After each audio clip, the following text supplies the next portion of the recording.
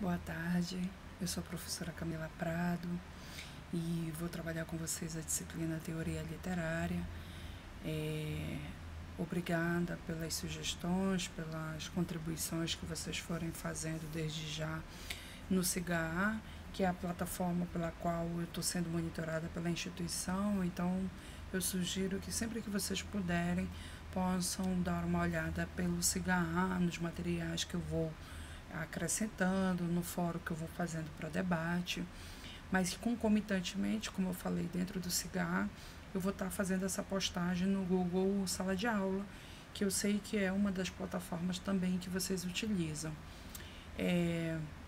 Caso vocês queiram também que eu faça o compartilhamento dos materiais pelo WhatsApp, vocês me falem, tá? Eu não coloquei justamente porque eu não queria sobrecarregar o aparelho de celular de vocês. Bem, a teoria literária, ela é uma disciplina fundamental para vocês que estão começando, né? O curso de letras, para que vocês saibam fazer a distinção entre um texto literário e um texto não literário.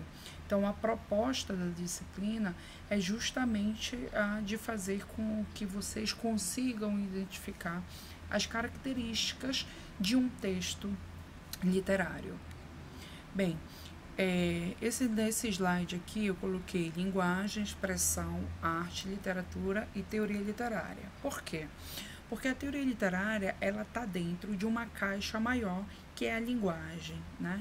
Então, quando a gente vem falar da linguagem como a expressão do ser humano, como a forma como o ser humano utiliza para a comunicação, eu vou falar dessa linguagem pelo processo escrito, né?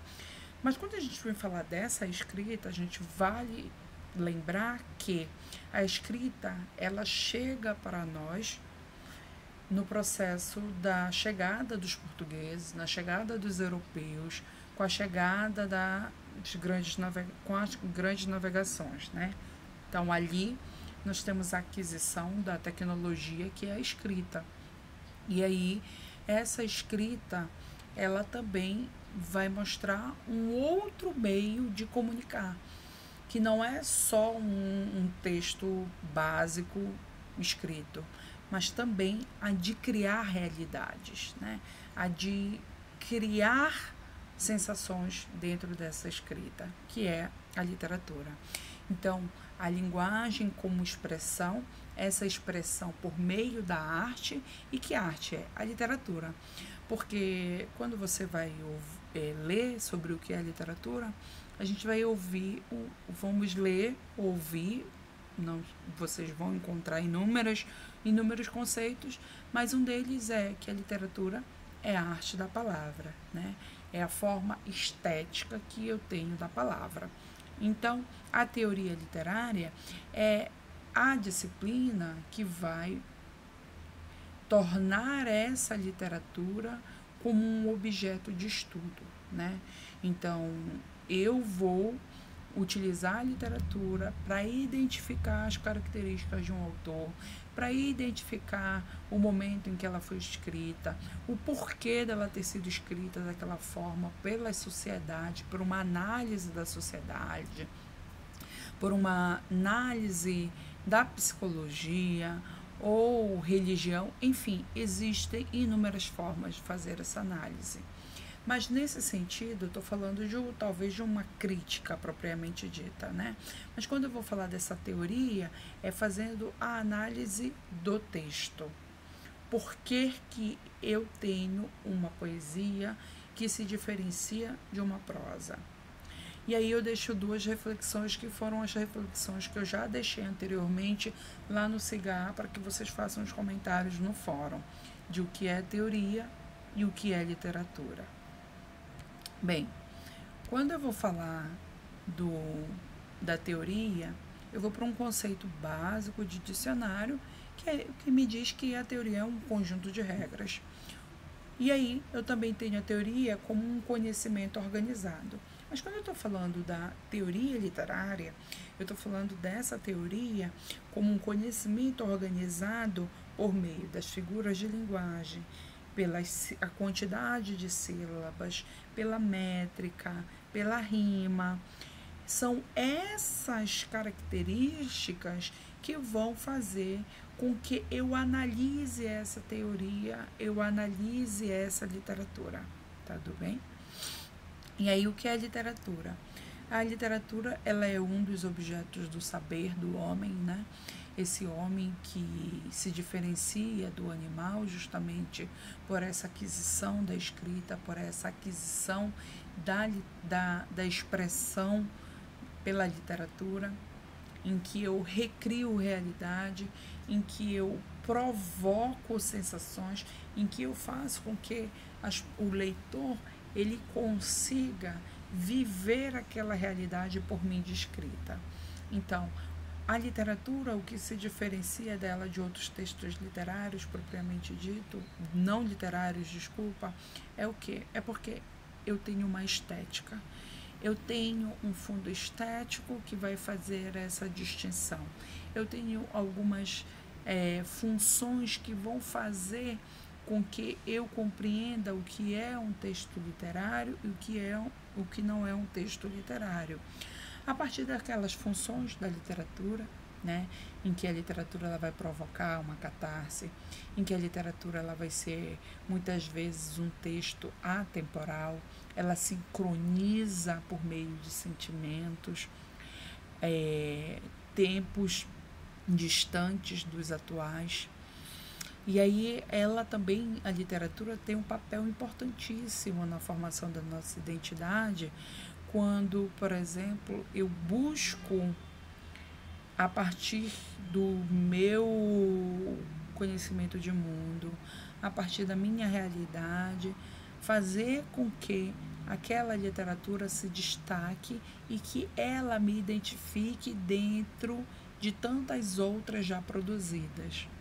E aí, como eu falei, a literatura ela tem essa capacidade de criar e recriar realidades, né?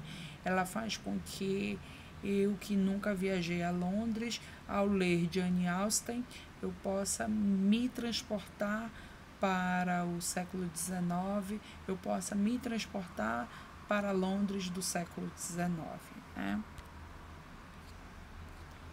Aí, quando eu venho falar dessa literatura, eu também tenho que dar destaque para a nossa literatura. E quando eu vou falar dessa nossa literatura, a gente vai perceber que essa nossa literatura, ela praticamente começa com a carta de Pero Vaz Caminha, né? Por quê? Porque todo um processo anterior em que não tinha o uso da escrita, ela foi apagada pela chegada do europeu, né? E aí o nosso processo dessa literatura, ela começa no primeira manifestação escrita dentro desse nosso país. Então, nesse caso, é a carta de Pero Vaz Caminha, e a partir disso, dessa tomada histórica como o início da nossa primeira literatura, eu faço automaticamente a exclusão de toda a literatura oral que os nossos indígenas já tinham, né? Pela lenda, pelo mito, pela teogonia. E aí fica uma pergunta: esse tema indianista ele só começa com Durão e Basílio? E aí, se você for pela literatura, por aquilo que os críticos literários eles vão falar, ele vai dizer que sim, né? Porque é essa a primeira manifestação que nós vamos ter. E aí a gente vale lembrar que a nossa literatura, ela é um ramo da literatura portuguesa. Por quê? Porque foi com a chegada desses europeus, foi com a tomada dos portugueses do nosso conhecimento, em que ele faz a imposição desse processo escrito e que ele coloca que a nossa literatura, ela começa ali com Pero Vaz de Caminha, em que ela começa a ser independente, a gente começa a fazer literatura somente a partir da aquisição da escrita. E aí, para esse processo da gente fazer uma análise de quando, de fato, nós nos tornamos independentes da literatura portuguesa, vai depender de um ponto de vista, de você achar, por exemplo, que Gregório de Matos ou Gonçalves Dias foram os primeiros a dar esse pontapé para uma literatura mais nacionalista, né? Ou outros podem dizer que começa com José de Alencar. E aí, claro que vai de cada um fazer essa análise e fazer a defesa de quem começa com esse processo de independência. Bem, para quando eu vou falar sobre esses elementos da compreensão da literatura, foi aquilo que eu falei, né? Que é o que a nossa disciplina vai de fato fazer. Para nós compreendermos o que é um texto literário de um texto não literário, existem alguns fatores, que é o fatores externos, o individual e o texto. Bem, quais são os fatores externos? É o tempo, ou seja, o ano em que é produzida essa literatura, e as designações sociais. Então, por exemplo, quando tu tens lá a divisão que nós fazemos do romantismo, em aquele principalmente da segunda para a terceira divisão, que é byroniana e depois a de Castro Alves, é porque a gente está vivenciando esse processo, né?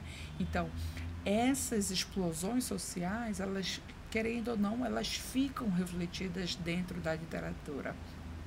Então, quando tu vais olhar, por exemplo, as obras de Inglês de Souza, não tem como tu não fazer esse estudo social, né? Não tem como você não perceber que a forma como a sociedade ela estava organizada, ela é descrita dentro da literatura. E o fator individual, é claro que é essa acepção, é essa compreensão de mundo do autor e a forma como ele vai recriar esse mundo que ele está absorvendo. A outra é o texto, os elementos que transcendem a obra. Quais são esses elementos que transcendem a obra? É a nossa interpretação enquanto leitor. É como nós vamos receber essa literatura. Falando nisso, eu lembro muito bem de uma palestra que eu participei do dramaturgo Nazareno Torinho, e ele falava, porque ele já é falecido, ele falava inclusive que ele gostava de ir para a apresentação de todas as análises críticas das obras dele, porque ele gostava de observar como aquela obra chegava em cada uma das pessoas, porque no processo da criação ele não tinha ideia daquilo que como nós depois interpretávamos, né? Então, uma obra literária, ela é esse processo criativo, esse processo de absorção do mundo, do autor, mas ela não é só isso, é a forma também como o leitor vai receber essa leitura, né? E os elementos anteriores, quais são os elementos anteriores que a gente estava falando com relação ao texto? São as figuras, são as criações linguísticas que ele faz. Por exemplo, quando tu tens autores em que eles criam palavras, autores em que ressignificam palavras. Então, isso serão produtos que nos farão compreender o texto, e não só compreender o texto, mas também como fazer com que nós possamos designar aquele autor, né? De colocá-lo dentro de uma caixa, dizendo esse é um romântico, esse é um contemporâneo, esse é um modernista. Bem, quais são os elementos não literários que também fazem parte desse processo da compreensão? São as impressões, são as paixões, são as ideias, os fatos, os acontecimentos. Então, essa vai ser a matéria-prima do ato criador do autor. Então, quando eu li Ana Karenina, é muito interessante que Ana Karenina ele foi criado a partir de uma situação real. O escritor soube de uma moça que havia se suicidado, se jogando no trilho de um trem, e ele foi para lá, para essa cidade, para saber um pouco sobre essa história, porque na época comoveu muito as cidades próximas e a dela que morava, né? Então, a partir das impressões que ele teve dessa história, a partir da forma como ele recebeu essa história, ele criou a obra Ana Karenina, né? Ou então tu vai ver, por exemplo, as paixões de cada autor, a forma como ele expressa aquela paixão, ou não só a paixão, como a dor. Tu vai ver a forma como ele vai colocar dentro do texto essa emoção. Então, esses são os elementos não literários que vão compor uma obra literária. E aí, querer separá-las por caixinha, isso depende de cada um teórico ou depende de cada crítico. Bem, aí, quando eu venho falar dessa interpretação, eu tenho uma autonomia que vai depender do quê? Da forma como eu vou expressar esse sentimento, como eu vou receber esse sentimento expressado pelo autor, a penetração da forma como ela foi sendo descrita, esses sentimentos foram diluídos dentro da obra, pela nossa observação, pela forma como o autor ele dispõe as palavras no texto, ou seja, como é que é a palavra, como é que ele cria. Quando tu vais olhar, por exemplo, as obras de Bruno de Menezes, é inegável a posição política dele, né? Tu não tens como não retirar essa posição política de Bruno de Menezes dentro das obras dele. A questão do negro, a questão da afirmação do negro, do como ele queria trazer essa realidade, o quanto que ele quis valorizar essa cultura do preto, né? E aí a seleção das palavras ou a invenção das palavras, a forma como esse escritor ele organiza essas palavras, fazendo com que elas provoquem sensações em nós, né? Então, tu vai ver muitas vezes escritores em que as palavras elas são escolhidas propositalmente para que ela tenha um determinado fim. Então, quando eu venho falar dessas questões, como eu falei para vocês, que é essa autonomia, que são esses elementos não literários, tu vai perceber, por exemplo, em 3 poemas em que a temática ela é a mesma. Foram 3 pais que perderam um filho precocemente e eles pegam essa dor e eles criam, cada um cria o seu poema. E na criação desse poema, tu vai perceber como cada um vai se expressar. Então, o primeiro foi Borges de Barros, em que ele cria, eu faço questão que vocês busquem esses poemas, para que vocês possam perceber, como eles são grandes, não dava para colocar aqui em pequeno vídeo, né? Os túmulos, nesse poema, os túmulos, tu vai ver uma certa insensibilidade. Ele acaba sendo um poeta em que ele deixa de forma muito superficial a dor dele. A segunda é Vicente de Carvalho, com o poema O Pequenino Morto, em que a forma grandiosa como ele descreve a dor dele faz com que nós fiquemos comovidos com a perda, né? E o terceiro é o Fagundes Varela, no poema Cântico do Calvário, e que também ele faz uma explosão mágica a partir das palavras que ele escolhe na hora da composição do poema, na expressão dessa sua dor.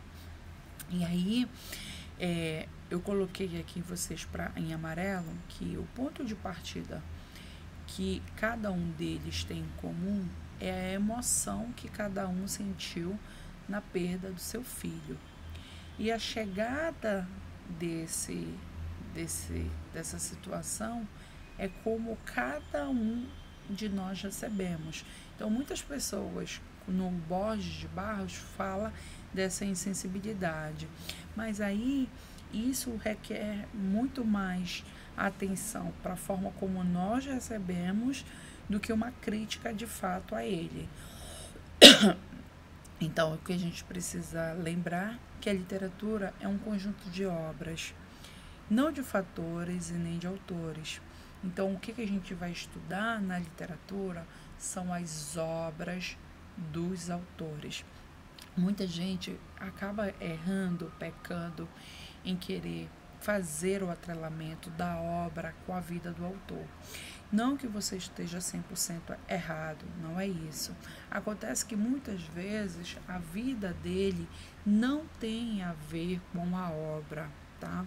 É igual quando alguém assiste uma novela e fica com raiva de uma atriz, ao encontrá-la na rua, bate nela, grita, xinga, porque acaba confundindo a atriz com a personagem vivida. E não é isso.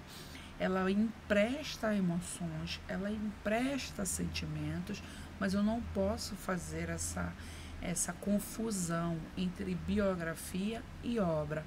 Eu posso sim tomar como ponto de partida, mas eu não posso querer fazer quase que uma literatura comparada entre a vida do autor e sua obra, tudo bem?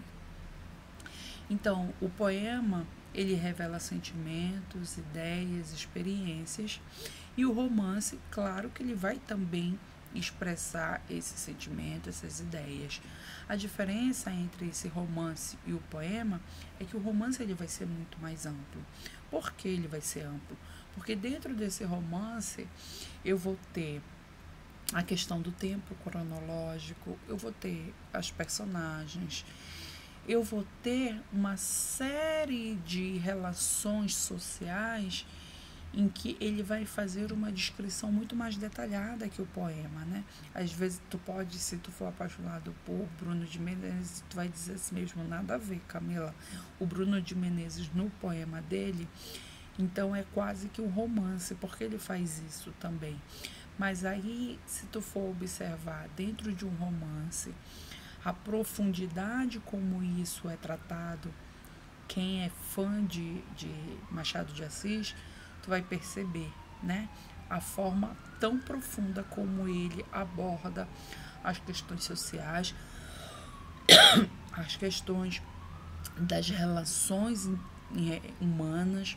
Quando tu vai ler lá Jorge Amado, é indiscutível a forma como ele consegue abordar a sociedade, abordar a religião, abordar sentimentos, né? Então, o poema, ele fica numa função mais trabalhada dessa linguagem, com uma provocação muito mais sensorial, muito mais emotiva, e o romance ele vai fazendo uma amplitude muito mais abrangindo o social. Aí assim, como é que eu vou fazer a coerência das produções literárias? Existe uma coerência externa, é aquilo em que eu divido em bloco os autores, as obras, e uma coerência orgânica. Então, quando eu falo de coerência externa, é a fase, é a corrente do autor, é o grupo a qual ele pertencia. Isso faz com que eu faça uma distinção, como, por exemplo, nesse livro aqui, Antônio Cândido, ele vai fazendo. Eu sugiro a vocês a compra desse livro quando tiverem dinheiro. Esse livro aqui é uma das bíblias que a gente precisa ter. Todos nós, trabalhadores das línguas, principalmente língua portuguesa, precisa ter. E aí ele coloca aqui, fazendo essa distinção, principalmente a partir dessa coerência externa. Quando tu vai para o Alfredo Bose, ele já faz uma junção entre a coerência externa e essa orgânica. O que é essa orgânica? Quando eu falo de orgânico, é aquilo em que mostra a essência daquele autor, né? Então, é o meio em que ele vive, é a vida que ele teve, é a forma como ele morreu, é as pessoas com quem ele se relacionava, é os temas por eles discutidos, são as imagens que ele provoca em nós. Isso vai fazer com que eu tenha uma leitura, por exemplo, de que eu vá ler Machado de Assis, eu digo, nossa, todas as vezes que eu leio as obras do Machado de Assis, eu consigo identificar que é ele, por essa escrita específica dele. Quando eu vou para os autores russos, a mesma forma, né? Quando tu vai ler lá, por exemplo, Crime e Castigo, Os Irmãos Karamazov, enfim, tu vais compreender que aquela forma orgânica, ela faz com que eu identifique a escrita própria de cada autor. E aqui, gente, eu deixo minhas referências para essa pequena parte, tá? Desculpa não ter sido tão profunda como eu gostaria de ser, mas ainda estou me adaptando com essa nossa relação remota, tá? Beijos.